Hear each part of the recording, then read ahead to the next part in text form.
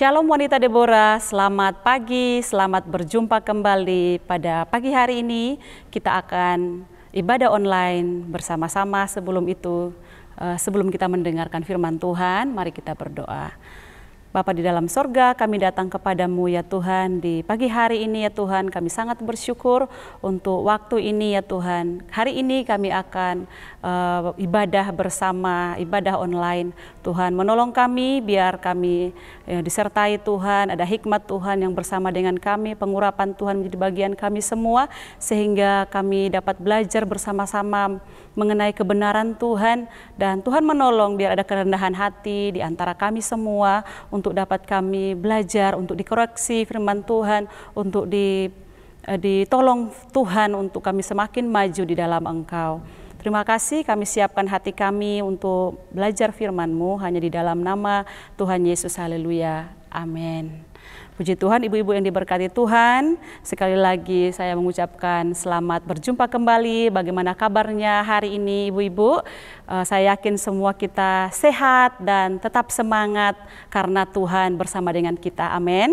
Ya, saya mengucapkan terima kasih kepada Ibu Gembala dan juga pengurus wanita Deborah untuk kepercayaannya hari ini sharing firman Tuhan bersama dengan seluruh wanita-wanita yang ada di Hagios ini. Pagi hari ini kita akan membuka di dalam Efesus pasal 5 ayat 1 sampai 7. Efesus pasal 5 ayat 1 sampai 7 saya akan membacakan bagi kita semua. Hidup sebagai anak-anak terang. Sebab itu jadilah penurut-penurut Allah seperti anak-anak yang kekasih, dan hiduplah di dalam kasih. Sebagaimana Kristus Yesus juga telah mengasihi kamu dan telah menyerahkan dirinya untuk kita sebagai persembahan dan korban yang harum bagi Allah. Tetapi percabulan dan rupa-rupa kecemaran atau keserakahan disebut saja pun jangan di antara kamu, sebagaimana sepatutnya bagi orang-orang kudus. Ayat 4. Demikian juga perkataan yang kotor, yang kosong atau yang sembrono, karena hal-hal ini tidak pantas, tetapi sebaliknya ucapkanlah syukur. Karena ingatlah ini baik-baik, tidak ada orang sundal, orang cemar, atau orang serakah, artinya penyembah berhala yang mendapat bagian di dalam kerajaan Kristus dan Allah. Ayat 6. Janganlah kamu disesatkan orang dengan kata-kata yang hampa, karena hal-hal yang demikian mendatangkan murka Allah atas orang-orang durhaka. Ayat 7. Sebab itu janganlah kamu berkawan dengan mereka. Sharing firman Tuhan pada saat ini saya beri judul menjadi penurut-penurut Allah. Penurut dalam bahasa aslinya dikatakan adalah mimetes atau mimetai, ya. Dari kata inilah muncul dalam bahasa Inggris itu mimik, artinya peniru atau pengikut. Jadi penurut-penurut Allah itu artinya adalah peniru Allah atau pengikut Allah. Menjadi penurut-penurut Allah berarti menjadi peniru, yaitu melakukan seperti yang Tuhan Yesus lakukan. Bicara tentang meneladani Tuhan Yesus, ya, yang dimaksudkan dengan penurut-penurut Allah ini adalah bicara bagaimana kita meneladani segala sikap dan tindakan dari Yesus Kristus. Mengikuti Yesus berarti kita meneladani Dia. Nah, pernahkah kita melihat anak-anak muda atau orang-orang yang begitu mengidolakan idolanya, misalnya Blackpink begitu, artis Korea, mereka akan berpakaian serba pink dan segala tingkah lakunya, bahkan gerakan-gerakan tubuhnya mereka akan mencontoh idola-idola mereka. Michael Jackson, maka pengikut-pengikutnya akan berpakaian dan bertindak seperti Michael Jackson karena mereka mengidolakan dia. Nah, kita sebagai orang yang percaya, anak Tuhan, kita menjadi penurut-penurut Allah, artinya kita menjadi pengikut Tuhan, meneladani Tuhan, maka seluruh apa yang diajarkan oleh Tuhan kita harus nyatakan melalui perkataan dan tindakan hidup kita. Bagaimana cara hidup sebagai penurut-penurut Allah, ya? Kita akan melihat di ayatnya yang kedua, pasal 5 ayatnya yang kedua. Dan hiduplah di dalam kasih sebagaimana Kristus Yesus juga telah mengasihi kamu dan telah menyerahkan dirinya untuk kita sebagai persembahan dan korban yang harum bagi Allah. Yang pertama, bagaimanakah cara hidup sebagai penurut-penurut Allah, sebagai pengikut Kristus? Yang pertama adalah hidup di dalam kasih. Efesus pasal 5 ayat yang kedua tadi sudah jelas berkata bahwa hiduplah di dalam kasih, ya. Hidup di dalam kasih. Seorang peniru atau pengikut Kristus harus hidup di dalam kasih. Dasarnya adalah karena pengorbanan Kristus Yesus di kayu salib. Dikatakan sebagaimana Kristus Yesus juga telah mengasihi kamu dan telah menyerahkan dirinya untuk kita sebagai persembahan dan korban yang harum bagi Allah. Jadi Yesus sudah lebih dahulu mengasihi setiap kita, ibu-ibu. Amin. Kalau kita sadar betul bahwa ada kasih Allah yang tak pernah habis dalam hidup kita, maka ini akan menjadi dasar kita yang akan memampukan kita untuk bisa kita mengasihi sesama kita. Siapa sesama kita? Ada anak-anak kita, ada suami kita, ada mertua kita, ada siapapun yang kita temui, orang-orang di luar sana. Kalau ada kasih Tuhan yang menggerakkan hati kita, maka kita tidak akan pernah tahan untuk bisa membagikan kasih itu kepada mereka. Dengan anak-anak kita, dengan suami kita, dengan orang-orang di rumah kita, kita akan memasak dengan segenap hati. Kita akan mengerjakan pekerjaan rumah tangga dengan sungguh-sungguh karena digerakkan oleh kasih Tuhan, melakukan yang terbaik. Sebab Tuhan sudah lebih dahulu melakukan yang terbaik bagi kita. Kita akan tunjukkan kasih kita dengan melayani dengan segenap hati. Apapun yang terjadi, kita tidak akan mudah menyerah karena kita tahu Tuhan sudah lebih dahulu mengasihi kita. Firman Tuhan 1 Yohanes 3 ayatnya yang ke-18 berkata begini, anak-anakku, marilah kita mengasihi, bukan dengan perkataan atau dengan lidah, tetapi dengan perbuatan dan dalam kebenaran. Mengasihi tidak hanya omong saja, tidak hanya sekedar dari pengakuan mulut kita saja. Mengasihi sesama kita tidak hanya sekedar kita, oh aku mengasihi kamu, I love you. Tidak hanya sebatas itu, tetapi ada buah daripada perkataan kita yang kita aplikasikan melalui tindakan hidup kita sehari-hari.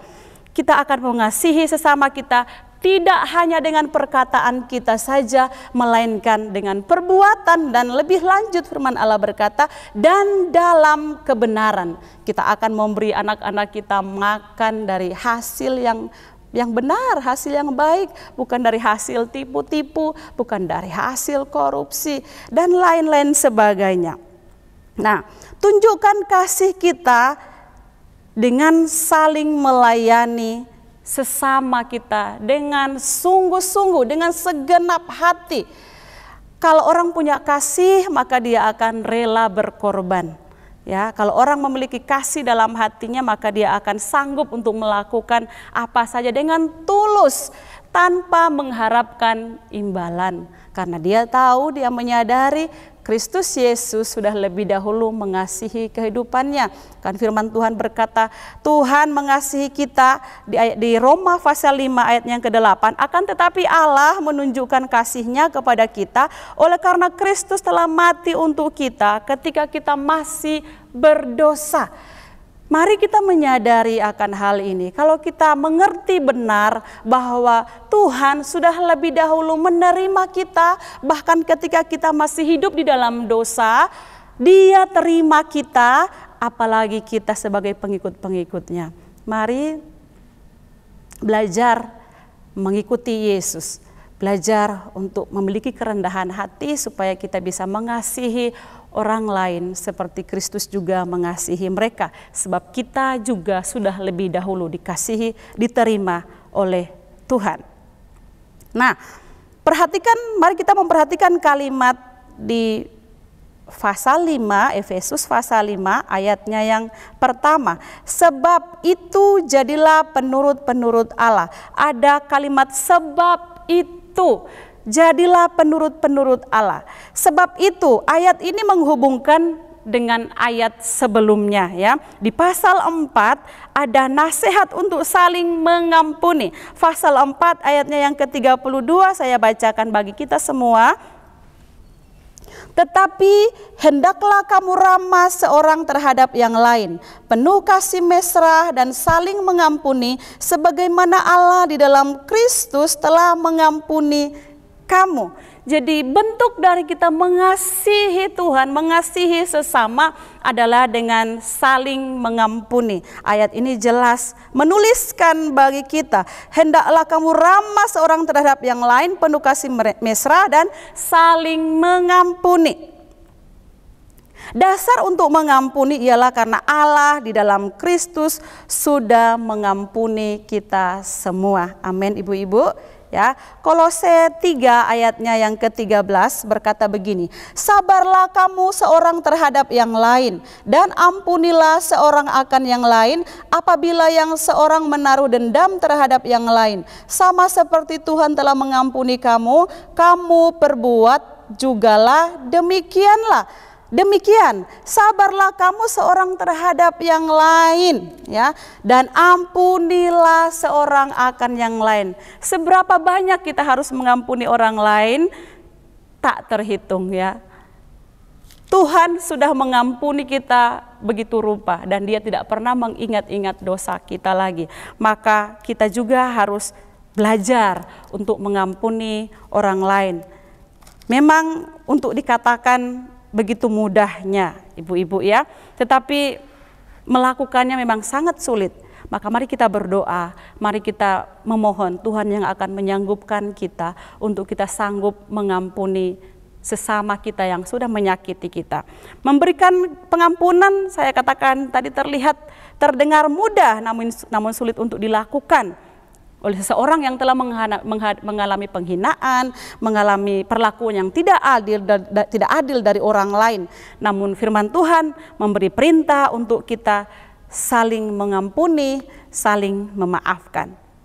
Sabar berarti mempraktekkan pengampunan ya. Pengampunan memberikan kesembuhan bagi jiwa baik yang mengampuni maupun yang diampuni. Mengampuni artinya tidak lagi mengingat atau mengungkit kesalahan orang lain. Seperti Allah melalui Kristus Yesus, Dia menghapuskan semua hutang dosa kita. Mari kita juga memberi pengampunan kepada orang lain tanpa mengingat-ingat lagi semua kesalahan mereka. Tuhan menguatkan kita supaya kita bisa benar-benar mempraktikkan kasih agape, kasih yang tulus, kasih yang rela berkorban, yang dibuktikan dengan salah satunya adalah mengampuni sesama kita, mengampuni anak kita, mengampuni suami kita, mengampuni siapapun itu yang telah menyakiti hati kita. Sekali lagi memang tidak mudah, maka mari datang kepada Tuhan. Dia yang akan memberikan kita kesanggupan. Amin. Jadi yang pertama, bagaimana cara hidup sebagai penurut-penurut Allah, sebagai pengikut-pengikut Allah yang harus meneladani Yesus Kristus. Yang pertama adalah kita harus hidup di dalam kasih. Yang kedua, selanjutnya saya bacakan di ayatnya yang ketiga. Tetapi percabulan dan rupa-rupa kecemaran atau keserakahan disebut saja pun jangan di antara kamu, sebagaimana sepatutnya bagi orang-orang kudus. Demikian juga perkataan yang kotor, yang kosong atau yang sembrono. Karena hal-hal ini tidak pantas, tetapi sebaliknya ucapkanlah syukur. Karena ingatlah ini baik-baik, tidak ada orang sundal, orang cemar atau orang serakah, artinya penyembah berhala yang mendapat bagian di dalam kerajaan Kristus dan Allah. Dan janganlah kamu disesatkan orang dengan kata-kata yang hampa, karena hal-hal yang demikian mendatangkan murka Allah atas orang-orang durhaka. Yang kedua, bagaimana cara hidup sebagai penurut-penurut Allah? Yang kedua adalah hidup dalam kekudusan ya. Hal kedua dalam ayat ini yang harus ditunjukkan sebagai penurut Allah, sebagai pengikut Tuhan adalah hidup dalam kekudusan. Percabulan, kecemaran, keserakahan, perkataan kotor, hal-hal yang hampa, kata-kata yang hampa, kosong, sembrono, tidak boleh keluar dari mulut kita sebagai pengikut Kristus. Nah, ini serakah sama dengan penyembah berhala, kata firman Tuhan ya. Serakah ini adalah orang yang tamak, orang yang memiliki keinginan berlebihan untuk memiliki kekayaan dunia ini ya. Dan orang-orang yang serakah, orang yang tamak pasti orangnya pelit ya. Egois, tidak punya kasih, selalu merasa kurang terus. Nah, kalau orang serakah, orang yang tamak, orang yang egois dan selalu merasa kurang, maka dia tidak akan pernah bisa memberi kepada orang lain. Bahkan itu anaknya, suaminya sendiri pun dia akan hitung-hitungan, apalagi kepada mertuanya, kepada saudaranya yang sudah jauh begitu, akan hitung-hitungan. Kenapa? Karena tamak, ada sifat serakah dalam dirinya. Nah, ini jelas sangat berhubungan dengan ayat-ayat yang kita baca sebelumnya, bahwa seorang penurut Allah, seorang pengikut Allah, yang pertama dia harus belajar hidup di dalam kasih yang rela berkorban, kasih yang tidak menuntut balasan, dan kasih yang ditunjukkan dengan belajar mengampuni orang yang sudah bersalah kepada kita. Sekali lagi, saya ulang-ulang, ini tidak mudah. Ya, ketika hati kita disakiti, rasanya kita ingin membalas. Tetapi firman Tuhan berkata bahwa janganlah balas kejahatan dengan kejahatan. Mari nyatakan kepada Tuhan dan berilah pengampunan kepada orang yang sudah menyakiti hati kita. Sebab kita mengingat bahwa hidup kita hari ini juga adalah karena pengampunan, adalah karena kasih daripada Tuhan.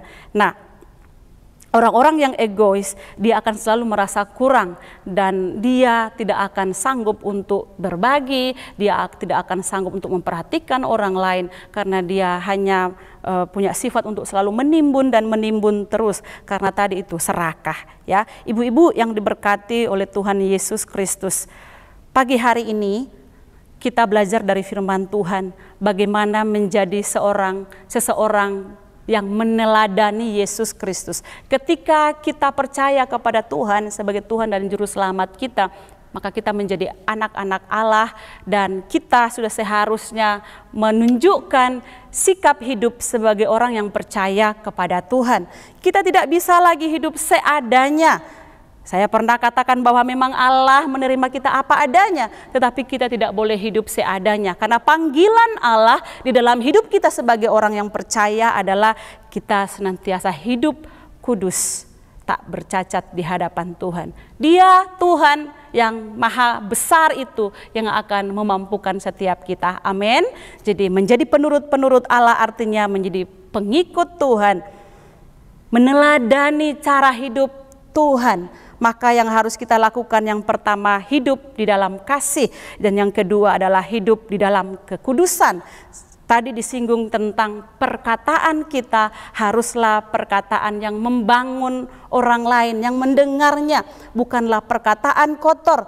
Bahkan ketika kita bercanda, kita pun harus menjaga mulut perkataan kita supaya tidak kebablasan. Ya, tidak boleh ada kata-kata yang hampa, yang kosong, apalagi yang kotor, yang sembrono, yang berucap begitu mudahnya tanpa dipikir panjang. Tidak boleh, kata firman Tuhan, karena kita ini adalah pengikut Tuhan. Memang tidak mudah bagi kita sebagai wanita-wanita yang kesenangannya sukanya ngomong terus, tetapi kita kembali kepada firman Allah, bahwa firman Tuhan memberikan kita batasan tentang penggunaan lidah, penggunaan mulut kita. Haruslah kata-kata yang membangun yang keluar dari mulut ini, kata-kata yang memberkati orang lain, bukan kata-kata yang sembrono, kata-kata yang kosong, yang tidak berguna. Ibu-ibu yang diberkati Tuhan, biarkanlah hari ini kita dituntun oleh firman Allah. Hidup di dalam kasih, yang kedua hidup di dalam kekudusan. Tuhan memberkati kita semua. Amin. Mari kita berdoa. Kembali kami datang kepadamu ya Tuhan. Terima kasih untuk tuntunan-Mu melalui firman Allah pada hari ini. kami belajar kembali, diingatkan kembali bahwa kami ini adalah pengikut Tuhan, kami ini adalah penurut-penurutnya Allah yang harus mencontoh cara hidupnya Tuhan. Biarkanlah kami belajar kembali ya Tuhan, berusaha kembali bahwa kami harus tetap terus berjalan di dalam kasih, hidup di dalam kasih, mempraktekkan kasih itu tidak hanya melalui kata-kata saja, tetapi melalui perbuatan kami dan dalam kebenaran. Dan biarkanlah hati kami terus tulus ya Tuhan. Kami tidak akan mengharapkan imbalan balasan. Kami akan melakukan, mempraktekkan kasih itu, kasih agape itu, yang penuh pengorbanan itu, yang tulus ikhlas itu. Karena kami menyadari kami sudah lebih dahulu dikasihi oleh Tuhan. Terima kasih, biar Tuhan yang akan menyanggupkan kami untuk mengasihi sesama kami dan hidup di dalam kekudusan. Tuhan memampukan kami sepanjang hari ini, biar hidup kami terus berkenan kepadamu. Terima kasih, hamba-Mu berdoa untuk setiap kami, wanita-wanita Deborah yang masih terus berjuang untuk mempraktekkan kasih, untuk mempraktekkan pengampunan, dan juga mempraktekkan hidup dalam kekudusan, seperti kata-kata yang sia-sia, sembrono. Tuhan menolong kami, biar kami boleh punya kesanggupan untuk melakukan firman Allah. Sebab kami ini adalah pengikut Kristus. Hamba-Mu berdoa, memberkati semua wanita-wanita Deborah yang sudah mendengarkan firman-Mu pada hari ini. Biarkan kami dibangun kembali, ditegur kembali melalui firman-Mu. Dan jika di antara kami yang ada dalam dalam keadaan sakit, biar Tuhan yang akan menyembuhkan kami dalam nama Yesus. Bahkan ketika kami sedang menghadapi persoalan, tantangan dalam kehidupan ini, biar kekuatan Tuhan, anugerah Allah berlimpah bagi kami, sehingga kami sanggup memenangkan setiap tantangan kami bersama dengan Tuhan. Terima kasih Tuhan, kami sangat bersyukur menyembah Engkau Allah yang hidup, yang terus menyertai dan memampukan kami untuk hidup di jalan yang benar. Dalam nama Tuhan Yesus, haleluya, amin.